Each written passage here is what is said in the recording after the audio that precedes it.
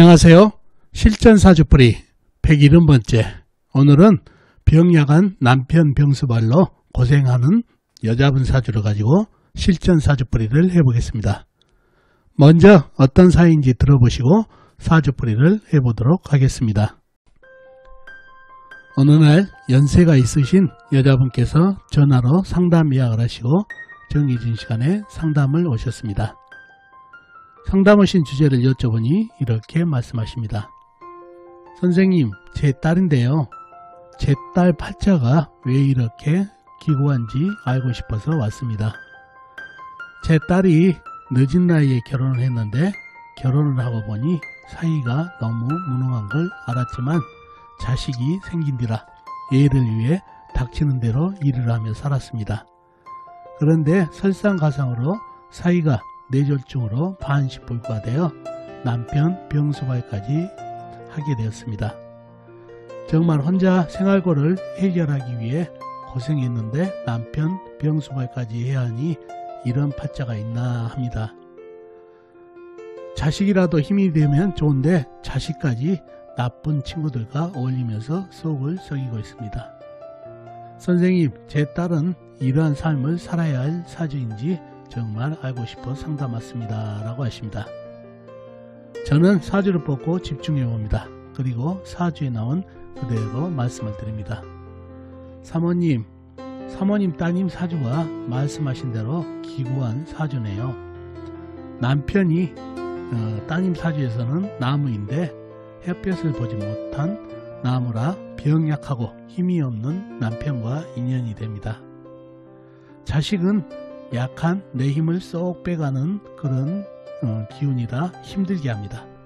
그러니 남편 그리고 자식 복이 많이 떨어지는 그런 사주팔자라 팔자가 센 사주가 됩니다. 라고 말씀드렸더니 눈시울을 적십니다. 저는 그분 따님에게 도움이 되는 여러가지를 챙겨드리고 상담을 마친 사연입니다. 자, 그럼 이분 사주가 어떤 사주길래 남편, 자식 덕이 떨어지는 사주가 되었는지 사주를 풀어보면서 알아보도록 하겠습니다. 자, 이 사주팔자가 오늘 여러분들과 같이 풀어볼 실전사주풀이 사주가 되겠습니다. 계면연 갑자월 무술일 경신시에 태어나신 여자분이시네요. 계면연생이시면 1963년생이시죠. 2020년 올해 58세가 되시는 여자분이 되겠습니다. 자, 이분 어머니가 와서 상담을 했는데 딸이 무능한 남편을 만나서 고생했고 또 병약해가지고 뇌졸중으로 쓰러져서 병수발까지 들어야 하고 또 자식복도 없어서 너무 힘들게 살아간다. 그래서 그러한 운명을 타고났는지 알고 싶어서 상담을 왔다는 얘기죠. 자, 그러면 이번 사주 형국을 파악해 봐야 알겠죠? 그러려면 오행의 분법부터 알아보겠습니다.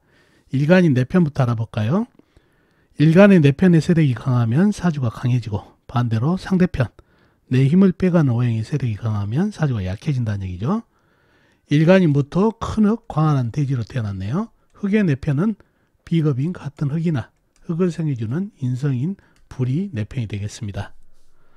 자, 먼저 비겁인 흙을 찾아볼까요? 흙은 일지에 술토, 큰흙, 광활한 대지가 있습니다. 그리고 다른 데는 없고 지장간, 시지, 신금 안에 무토가 암장되어 있습니다. 다음에 흙을 생해주는 인성인 불을 찾아볼까요? 불은 사주팔자에 나와 있는 것은 없네요.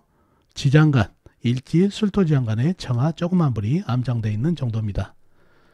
자, 그러면 나와 있는 내 편이라고는 큰흙, 술토 하나뿐이죠. 이렇게 되면 사주가 매우 약해질 그럴 가능성이 있는 사주가 되겠습니다. 상대편도 한번 찾아봐야 되겠죠. 뭔가요? 내 힘을 빼간 오해. 식상, 내가 생하면서 힘받고, 재성, 내가 극하면서 힘받고, 관성, 일간인 나를 극하니까 일간이 힘이 약해지는 이 세 가지가 상대편이 되겠죠. 식상은 뭔가요?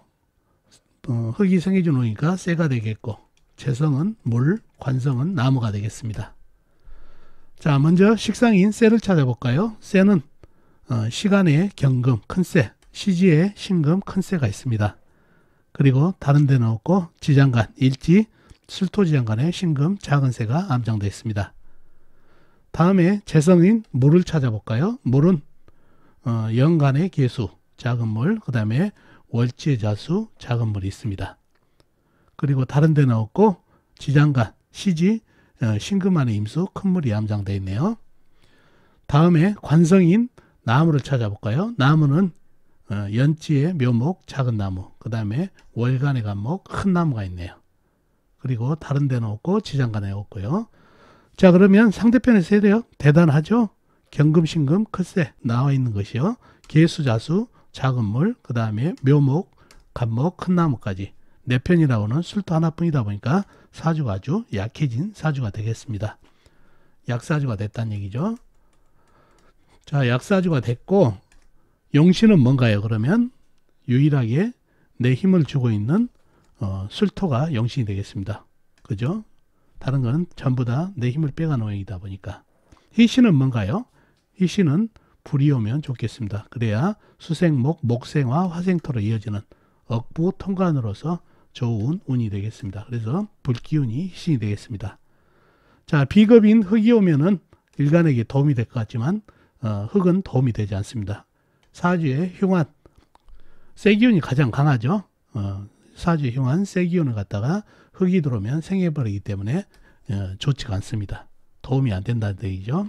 일간에게 도움이 되는 게 아니라 사주에 힘을 빼고 있는 식상인 세기운을 생해버리기 때문에 좋지가 않습니다.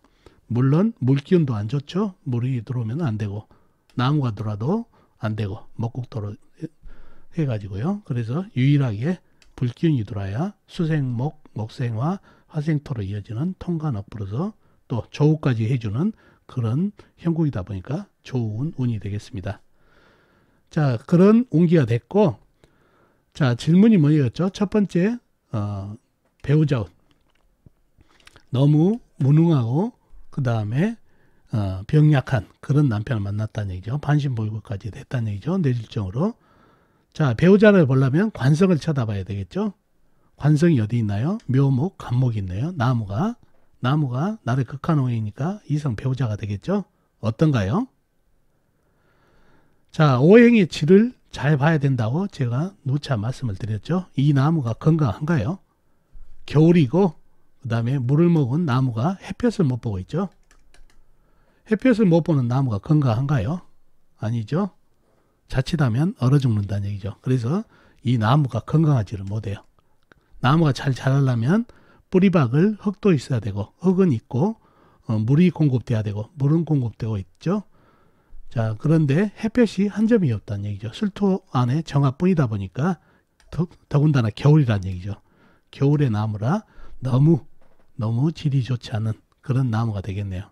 그래서 병약한 나무가 되겠습니다. 그래서 이성 배우자운이 안 좋고 그리고 병약한 남편을 만나고 무능한 이렇게 나무가 병약하기 때문에 무능한 남편을 만나는 그런 사주팔자가 되겠습니다. 그래서 이 사주에서는 나무의 질이 좋지 않기 때문에 바로 이성 배우자운이 매우 좋지 않고 병약한 그런 남편이 되겠습니다. 그래서 항상 사주 내에 어떤 육친을 보려면은 그 육친을 보고 그 오행에 해당되는 오행의 질을 잘 살펴야 통변이 된다는 거 꼭 기억해 두시면 좋겠습니다.